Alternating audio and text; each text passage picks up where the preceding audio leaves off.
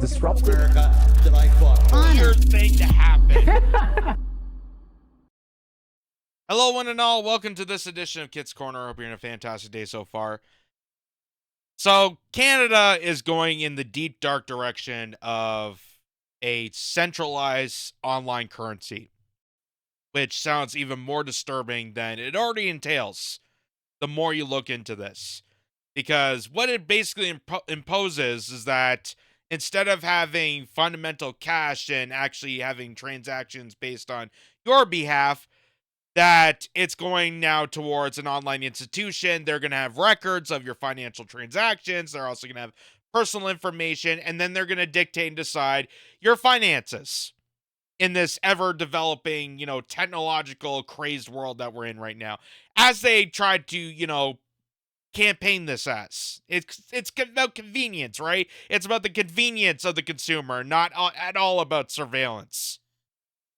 So, it was announced a couple days ago, but I want to show it to you here. So True North pointed this out. It says the Bank of Canada has announced that they are officially considering the introduction of a central bank digital currency and will be taking the public's feedback on the matter for just over a month. So for just for 1 month, they're allowing people to speak and have their opinions said about centralized banking. Just only for a month, because they care so much about the Canadian consumer. So the announcement was made as they launched this video here. This is the deputy speaking on the behalf of the Bank of Canada, and take a listen to this. Here at the Bank of Canada, we're exploring the possibility of issuing a digital version of cash. Not to replace cash, but to ensure Canadians always have access to a safe, stable, and official payment option in an increasingly digital world. You may be thinking, I don't need a digital Canadian dollar right now, and you'd be right, but Canadians may need one in the future. So the bank has to be ready if... You may not need one, but eventually you're going to have to. Because you may have to go towards that, depending if our masters, our overlords, decide to be on behalf. You have the option now, but eventually everyone's just going to have to bow down and kneel. I can't believe they announced that out in the open. Like, you have the option now, but eventually, yeah. So, let's go back. But Canadians may need one in the future. So the bank has to be ready if and when Parliament makes that decision. Part of being ready is hearing from you. Your input will help us make choices about the design of our digital dollar, ensuring it's convenient, easy to use, and meets your needs. So please head over to our website and fill in our survey. So that was the little ad campaign from the Bank of Canada from Senior Deputy Director Carolyn Rogers there.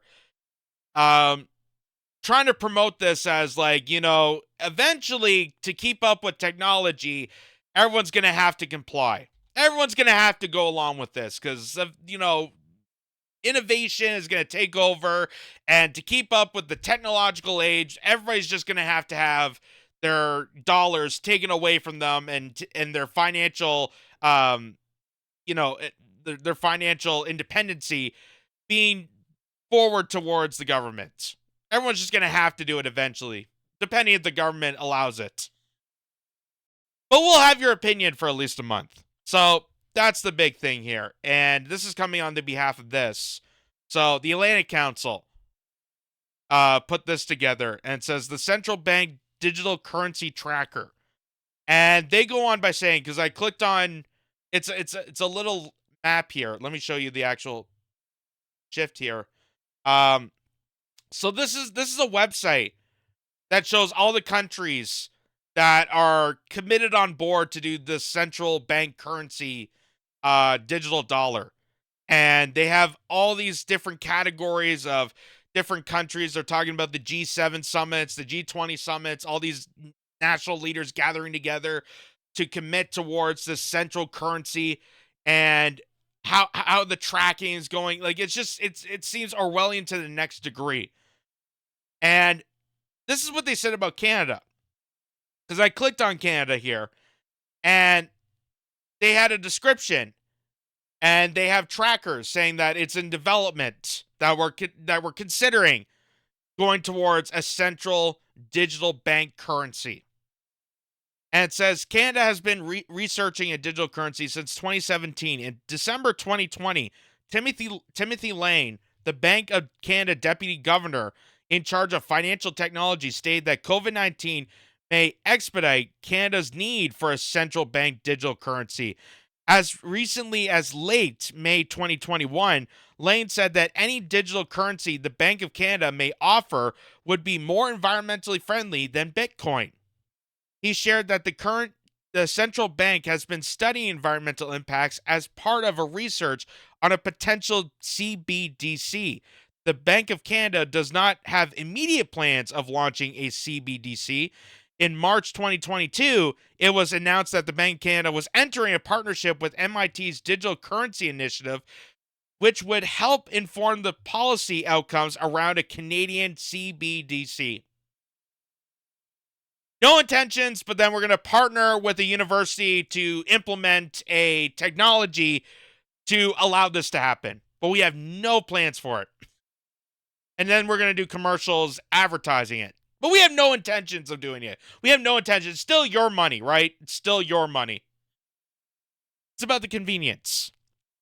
So then you go down to motivations. This is where I really wanted people to highlight. Because it says, as per the Bank of Canada's 2020 paper, the primary motivations for issuing a central bank digital currency would be a significant cashless economy, which would make the use of the Canadian dollar in its physical form limited. So, what you just heard there about how it's not going to replace, cash is a complete lie. It's an utter complete lie. Because they're going to transition to the point that cash, a physical resemblance of any currency, will no longer be accepted. That is what the motivation, that's what the objective of moving towards a digital currency is. It's digitized so that we won't have actual acceptable currency, physical, tangible currency acceptable in society. That's the whole point of this.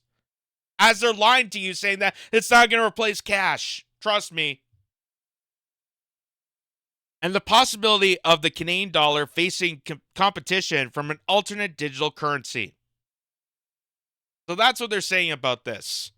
And it's so deeply concerning that people had their own opinions to this. So one person says, this is Alian Orcio.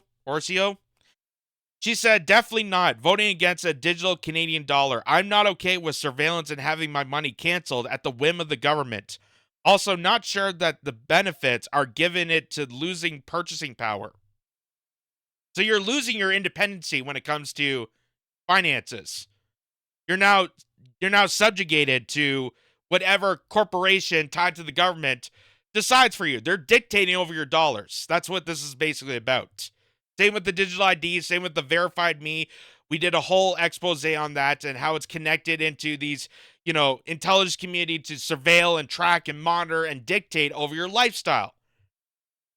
As they're trying to promote convenience, which is just downright nefarious and awful and disgusting, and how people can fall into that. It's insane. It's crazy. It's criminal. So that's what this is really about. Also, Ann Roll also pointed out, I have a digital dollar. I have my bank card, Visa, Visa Debit, PayPal, Apple Wallet, Apple iPhone, and Apple Watch. I also carry cash in my wallet. Big fat no from me. So that's also something to take note of this. As they're saying that this is about convenience, this is about how, we can make transactions better for people. When was there a problem to begin with? Because right now, people can pay with cash, they can pay with credit cards, they can pay with debit cards, they can pay with checks, they can pay with PayPal, they can do Apple Wallet, Google Pay, Apple iPhone, Apple Watch. Like, there's multiple different methods on how to do transactions. Why all of a sudden is it now problematic to the point that we need to altered the entire financial landscape. When did it ever become a problem? It never did. It never did. It never became a problem. That's why this is such a scam. That's why they're lying to you and manipulating you, saying that this is somehow, convenient for the general public, when really this is about convenience for them, because now they can dictate over your finances. And if you think I'm kidding and wrong about this, let me just remind people what they did to the truckers and how they controlled their finances, and how central bank currencies, these digital currencies that are going to allow corporations and governments to dictate over your finances, is going to make it more convenient for them to do this.